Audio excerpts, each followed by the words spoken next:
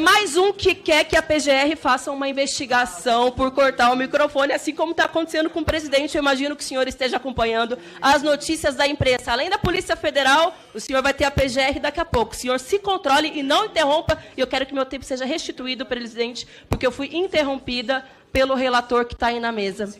Vai ser restituído.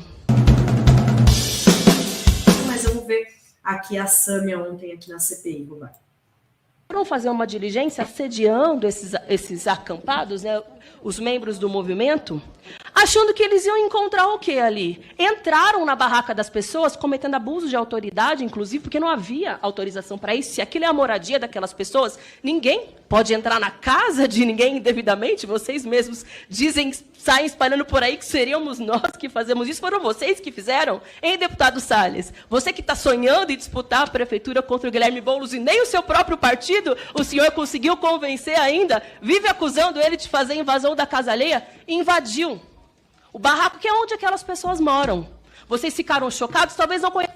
Deputada, ninguém mora naquele barraco. Nós vimos, o barraco estava vazio. É mais um que quer que a PGR faça uma investigação por cortar o microfone, assim como está acontecendo com o presidente. Eu imagino que o senhor esteja acompanhando as notícias da imprensa. Além da Polícia Federal, o senhor vai ter a PGR daqui a pouco. O senhor se controle e não interrompa. E eu quero que meu tempo seja restituído, presidente, porque eu fui interrompida pelo relator que está aí na mesa. Vai ser restituído. Presidente, meu tempo precisa ser restituído, porque está correndo o meu tempo. Agradeço. Muitíssimo obrigada, presidente. Mas, como eu estava dizendo, se espantaram de que, em plena segunda-feira à tarde, quando invadiram o barraco das pessoas, não tinha ninguém ali dentro. Vocês acham mesmo que a população brasileira pode se dar ao luxo de ficar segunda-feira à tarde dentro de um barracão fazendo o quê? Dormindo? As pessoas trabalham. As pessoas precisam viver de algum modo. Segunda-feira à tarde e até o quê? Alguém ali dentro fazendo o quê? Você acha que é todo mundo que pode pagar, utilizar dinheiro da Câmara para pegar avião, para fazer visita no Oeste Paulista, para prestar conta para financiador de campanha, senhor deputado Ricardo Salles? Para fazer lobismo, para tentar avançar numa lei que é considerada inconstitucional pela Procuradoria-Geral da República? Se quando era ministro atuava para defender madeireiro, agora como deputado atua para defender grileiro de terra, invasor de terra, que foi o que os senhores foram fazer ontem no ponto? Pois bem, deram com a cara na porta, não encontraram nada que gostariam. Chupa que a cana é doce! Detonando, né, Roberto? Olha, eu adoraria que o Salles saísse candidato a prefeito. Eu acho que essa, aliás, é a grande chance do Boulos se eleger prefeito, Rodrigo. Porque se o Salles sai candidato a prefeito, e o tal de Ricardo, que eu nem sei o sobrenome dele, sempre esqueço, o atual prefeito, Ricardo Nunes, eles vão se matar e o Boulos vai poder fazer sua campanha tranquila. Um dos dois vai para o segundo turno, e eu suponho que o Salles é capaz, se o bolsonarismo apoiar, o Salles é que vai para o segundo turno. E aí o combate ali é a democracia contra o destruidor, né? O que bota o trator. E aí a gente vai ver uma cidade, né, tensionada por esses valores. E aí eu confio em São Paulo, Rodrigo. Confio em São Paulo. Eu acho que dá bolos. Olha só. Se for o Ricardo fazendo aquele discursinho, não, sou prefeito para prefeitar, aquele candidato a vereador, aí São Paulo prefere, às vezes, um administrador desse meio xoxo. Deixa ele lá, não está fazendo mal para ninguém. Odeio isso. Vai pro pau. A Erundina ganhou do Maluf assim. A Marta ganhou do Maluf assim. E o Serra, na época, que era um projeto bem distinto do Haddad, também o Haddad ganhou desse jeito. É assim que a gente ganha eleição em São Paulo. Opa! E a Sâmia detonou, né? Ainda teve essa tiradinha. E a Sâmia, que é lá da região do oeste do estado de São Paulo, ela é de Presidente Prudente, e no dia 29, né, antes de ontem, teve uma comitiva da CPI que foi visitar o Pontal do Paranapanema, e porque lá é uma região com históricos de luta pela terra, né, com vários conflitos, e lá, Rovai, eles foram visitar aí 2 acampamentos, Olga Benário e Miriam Farias, no município de Sandovalina, e a Fazenda Santa Mônica, no município de Rosana, acampamentos que são da Frente Nacional de Luta Campo e Cidade, da FNL, e como a Sâmia definiu, deram aí com a cara na porta, né? Não conseguiram lá encontrar nada, né? Eles estão aí tentando perseguir, mas não está dando. E, Rovai, outro vídeo que viralizou foi também esse da Talíria. Ela aqui, né, o tenente coronel Zuco intimou ela, porque ela disse que ele era financiado, né, por condenado, né, por trabalho escravo, e aí ela foi lá e não se intimidou e denunciou o financiador Bruno Pires Xavier, que mantém 23 trabalhadores em situações degradantes, análogas à escravidão no Mato Grosso. Vamos ver mais esse momento aí da CPI do MST. Eu tô falando agora. O deputado Lucas Redecker não se encontrava, o deputado General Girão, talvez por esta tela não tenha o visto, porque ele já estava presente e assim o decidi. E depois eu gostaria que a senhora comentasse agora de público quem é o condenado que a senhora está falando, cite o nome para constar aqui nas notas taquigráficas. Quem é o condenado que está doando? Posso citar agora, senhor presidente. O seu financiador, Bruno Pires Xavier, condenado por manter 23 trabalhadores em condições degradantes em Mato Grosso. Ok. Tá bom? Que conste nas notas taquigráficas isso aí. Obrigado. Tá aí, achou que ela ia ficar, tava, né, blefando, né, Rovai?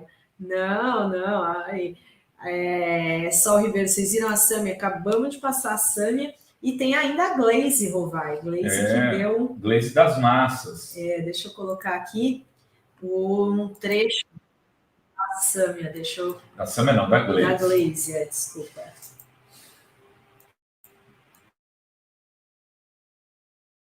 Com a palavra, a deputada Glaze. Obrigada, senhor presidente. Olha, deixa eu falar aqui, foi constrangedora a cena que nós vimos aqui agora. A mesa dos trabalhos induzindo os depoentes a sair do plenário, justamente quando nós começávamos a fazer as perguntas e a inquirir os convidados, como foi colocado aqui. Constrangedor.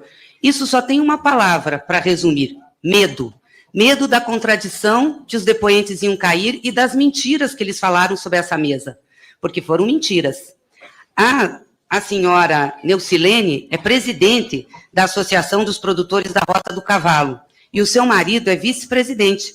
São dirigentes desse acampamento. É um acampamento, sim. São dirigentes desse acampamento e ficaram na direção depois que expulsaram o MST. Não existe mais o mercadinho do MST. Agora existe o comércio, a mercearia ou o bar da senhora Neucilene e do seu Ivan. Eles exploram um comércio lá, ganham dinheiro com isso. Outra mentira foi que ela disse que não se cobrava nenhuma taxa. Depois voltou atrás, disse, não, cobramos taxa sim. Começou a explicar por que era a taxa. A outra mentira que eles também contaram é que não tem nenhum processo judicial. O seu Ivan tem um processo judicial, sim. Está aqui o número do processo e ele foi condenado.